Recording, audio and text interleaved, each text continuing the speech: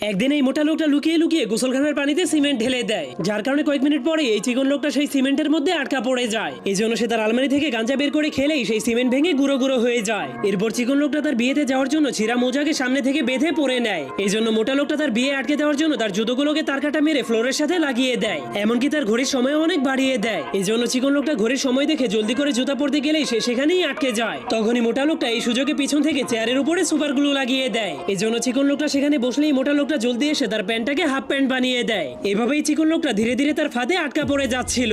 এমনকি মোটা লোকটা লুকিয়ে লুকিয়ে তার আয়নাতে ব্রাশ লাগিয়ে দেয়। এই জন্য চিকন লোকটা আয়নাতে নিজের চেহারা দেখার পর মনে করে তার দাড়িগুলো অনেক বড় হয়ে গিয়েছে। এই জন্য সে মেশিন দিয়ে তার দাড়িগুলোকে কাটতে গেলেই মোটা লোকটা খাম্বার উপরে উঠে কারেন্টের ভোল্টেজ বাড়িয়ে দেয়, যার কারণে মেশিনের স্পিড অনেক বেড়ে যাওয়ার কারণে তার বিয়ের পোশাকগুলো একদমই নষ্ট হয়ে যায়। তখন তার এই অবস্থা দেখে মোটা লোকটা তাকে নিয়ে মজা করতে শুরু করে দেয়। এই জন্য চিকন লোকটা অনেক রেগে তাকে মারতে গেলেই সে দেখতে পায় তার বিয়ের সময় হয়ে গিয়েছে। এই জন্য সে জলদি করে একটা ব্যারেল পরে